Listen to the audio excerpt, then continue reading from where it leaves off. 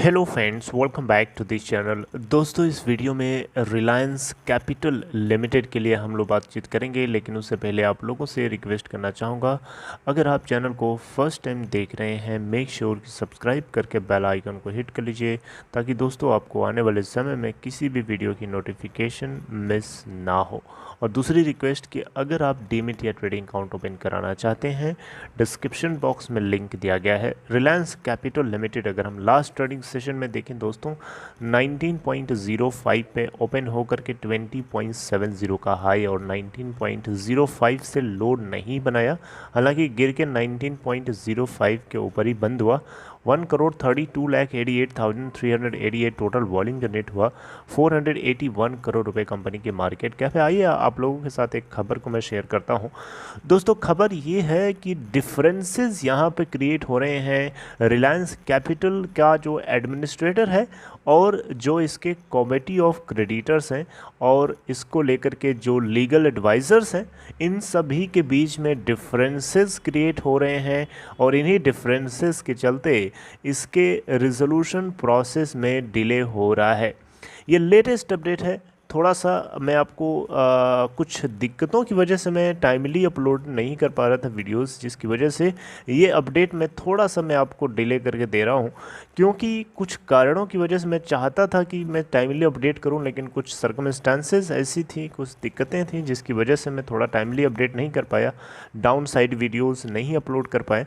तो इसीलिए माफ़ करिएगा। मैं कोशिश करूँगा कि डिले ना हो, लेकिन क्या करा जाए, सर्कमस्टांसेस को हम कंट्रोल नहीं कर सकते हैं, कभी भी कुछ भी हो सकता है। That's why I request you to cooperate with me in such situation. तो दोस्तों, मैं आपको इस खबर को समझाने की पूरी गारंटी लेता हूँ। देखिए दोस्तों, हुआ क्या है कि रिलायंस कैपिटल लिमिटेड के बोर्ड को आरबीआई ने जब सुपरसीड किया था, तो इन्होंने इंसॉल्वेंसी प्रोसेस शुरू कराने के लिए एनसीएलटी के अंदर एप्लीकेशन लिख दिया और एनसीएलटी ने अलाउ भी कर दिया। तो यहाँ पे अब मार्च 22 आई थिंक सो, नहीं, मार्च 25 जो है लास्ट डेट थी एक्सप्रेशन ऑफ इंटरेस्ट को सबमिट करने के लिए रिलायंस कैपिटल लिमिटेड या इसकी कुछ जितने भी मल्टीपल सब्सिडरीज हैं, इन सभी को एक्वायर करने के लिए। तो टोटल 54 बिड्स यहाँ पे रिसीव हुई थी रिलायंस कैपिटल लिमिटेड और इसके मल्टीपल सब्सिडरीज को एक्वायर करने के लिए। राइट, अलग अलग महारथियों ने भाग लिया इसके अंदर, जिसमें बहुत सारे दिग्गज लोग भी शामिल हैं। तो अब यहाँ पे सवाल उठता है कि डिले क्यों हो रहा है। डिले इसलिए हो रहा है क्योंकि आरबीआई के द्वारा जो अपॉइंट किया हुआ एडमिनिस्ट्रेटर है वो और डेट राइडन रिलायंस कैपिटल के जो लेंडर्स हैं, इन सभी के बीच में जो है डिफरेंस क्रिएट हो रहा है इस कंपनी के सब्सिडरीज के रिजोल्यूशन को लेकर के। राइट, तो दोस्तों यहाँ पे अगर हम देखें तो 54 टोटल बिडर्स में से 22 एक्सप्रेशन ऑफ इंटरेस्ट ऐसे मिले थे रिलायंस कैपिटल लिमिटेड के लिए थे, जो या तो आर कैप या फिर इसके रेस्ट जो यूनिट्स हैं उन सभी को इंडिविजुअली या कॉम्बिनेशन ऑफ कंपनीज 8 सब्सिडरीज को एक्वायर करने के लिए आए थे, और जो रिमेनिंग पार्ट है वो क्लस्टर्स के लिए आए थे, यानी सब्सिडरीज के रूप में आए थे, सब्सिडरीज के लिए आए थे। तो रिलायंस कैपिटल लिमिटेड ने देखिए 2 ऑप्शन सामने रखे थे। पहला ऑप्शन था कि कंपनीज या तो रिलायंस कैपिटल के लिए बिड कर सकती हैं जिसमें 8 सब्सिडरीज शामिल होंगी, या फिर क्लस्टर्स के रूप में। दूसरा ऑप्शन ये था कि वो किसी भी पर्टिकुलर सब्सिडरीज के लिए वो चाहे तो अपना ऑप्शन रख सकते हैं इंडिविजुअली या फिर कॉम्बिनेशन के रूप में। राइट, ये 2 ऑप्शन सामने रखे गए थे बिडर्स के सामने, बिडर्स को ऑफर किए गए थे। तो की क्लस्टर्स अगर हम देखें तो रिलायंस कैपिटल लिमिटेड में जैसे कि रिलायंस जनरल इंश्योरेंस है, रिलायंस हेल्थ इंश्योरेंस है, रिलायंस निप्पन लाइफ इंश्योरेंस है, रिलायंस एसेट रिकंस्ट्रक्शन है और रिलायंस सिक्योरिटीज़ है। राइट, तो ये आपको जो मैंने नाम बताया, ये वो कंपनीज हैं जिनके अंदर प्रॉफिट जनरेट होता है, यानी they are doing the business well.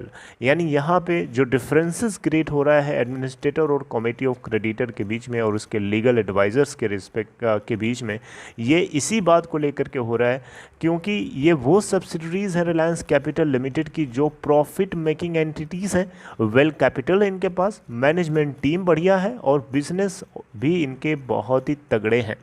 Right. तो as per IBC plan, no compliant plan can be submitted for these subsidiaries as there is no requirement for turnaround because none of these entities is facing any stress and is well run business।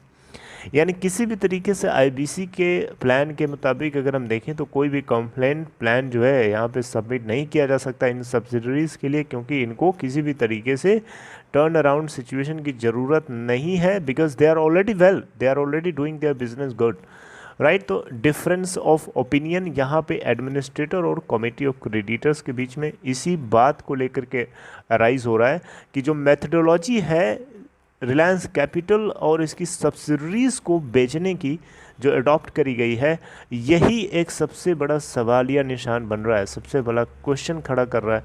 और इन्हीं question के चलते इसका जो resolution process है वो delay हो रहा है, और इसी के चलते जो है यहाँ पे जो एडमिनिस्ट्रेटर है वो रिक्वेस्ट फॉर रिजोल्यूशन प्लान यानी RFRP को एक डॉक्यूमेंट होता है, इन्होंने फाइनलाइज नहीं कर पाए हैं, राइट। ओरिजिनल टाइमलाइन के मुताबिक अगर हम देखें तो RFRP यानी रिक्वेस्ट फॉर रिजोल्यूशन प्लान को इशू किया जाना था इन सभी कंपनीज के बिडर्स को जिन्होंने सबमिट किया था expression of interest by 5 April, but sources के अकॉर्डिंग ये डिफरेंस जो क्रिएट हो रहा है इसकी वजह से, इसके चलते committee of creditors and administrators are yet to finalise the terms of RFRP document. I hope अब आपको समझ में आ गया होगा। तो RFRP डॉक्यूमेंट एक तरीके से गाइडलाइन सेट करता है सबमिशन एंड इवैल्यूएशन के लिए resolution plan for a debtor, और RFRP जो है यहाँ पे एक तरीके से ये एडमिनिस्ट्रेटर और कमेटी ऑफ क्रेडिटर्स के एग्रीमेंट का एक तरीके से कह सकते हैं कि डॉक्यूमेंट है, और ये पब्लिश किया it is published to all prospective resolution applicant. बहरहाल दोस्तों, आपको आई होप मुद्दा समझ में आ गया होगा कि डिफरेंस कहाँ हो रहा है। डिफरेंस यही हो रहा है कि इन दोनों के बीच में फिर से एक सवालिया निशान खड़ा हो गया कि रिलायंस कैपिटल लिमिटेड के जब इतने तगड़े तगड़े सब्सिडरीज़ हैं, इतनी बढ़िया इनकी कैपिटल हैं, बढ़िया बढ़िया कंपनीज़ हैं जो प्रॉफिट मेकिंग है ऑलरेडी, तो फिर ये जो मेथडोलॉजी है अडॉप्ट करी गई है इसके सेल को लेकर के, यहीं पे मेन पेंच अटका हुआ है। अब देखना होगा कि एडमिनिस्ट्रेटर और जो कमेटी ऑफ क्रेडिटर्स हैं और जो इसके लीगल एडवाइज़र्स हैं, इनके बीच में इक्वेशन कैसे सही बैठती है। जैसा कुछ होगा मैं आपसे ज़रूर आगे डिस्कस करूंगा इसको लेकर के, आपको परेशान नहीं होना है। लेकिन एक चीज़ यहाँ से क्लियर कट साफ साफ दिखती है, वो ये है कि रिलायंस कैपिटल लिमिटेड के पास आज अगर डेट ना होता तो एक कंपनी इस हालत में ना खड़ी होती है। बहुत ही दमदार कंपनी है, क्योंकि इसकी जो सब्सिडरीज़ हैं आप देख सकते हैं, खुद एडमिनिस्ट्रेटर अगर इस बात को मान रहा है तो आप खुद समझिए, खुद सोचिए कि इस कंपनी के जब यूनिट्स बेनिफिटेड हैं, प्रॉफिटेबल है, they are doing their business well in the industry, तो डेफिनेटली ये कंपनी भी प्रॉफिटेबल हो सकती थी। लेकिन कुछ लीगल हर्डल्स के चलते ये अपने डेट को नहीं चुका पा रहे थे, जिसके चलते RBI को फाइनली ये कदम उठाना पड़ा। रीवन इसीलिए शायद आपने सुना होगा कि रिलायंस कैपिटल लिमिटेड के रिजोल्यूशन के लिए खुद अनिल अंबानी भी तैयार हैं, खुशी खुशी वो चाहते हैं कि इस कंपनी को रिजॉल्व कर लिया जाए, राइट। चलिए खैर, अपना ख्याल रखिए दोस्तों। एक अच्छी खबर थी रिलायंस कैपिटल लिमिटेड के सब्सिडरीज़ के पॉइंट ऑफ व्यू से, बाकी रिजोल्यूशन प्लान के पॉइंट ऑफ व्यू से अच्छी खबर नहीं है, क्योंकि डिले हो रहा है उसमें, और डिले होना मुझे लगता है कि कुछ लोगों को थोड़ा सा बुरा लग सकता है, क्योंकि कुछ लोगों को नहीं पसंद है डिले होना। बहरहाल आप लोगों को क्या लगता है, कैसे लगता है, अपना पॉइंट ऑफ व्यू चाहें तो कमेंट बॉक्स में कम शब्दों में शेयर कर सकते हैं। Take care, see you next time.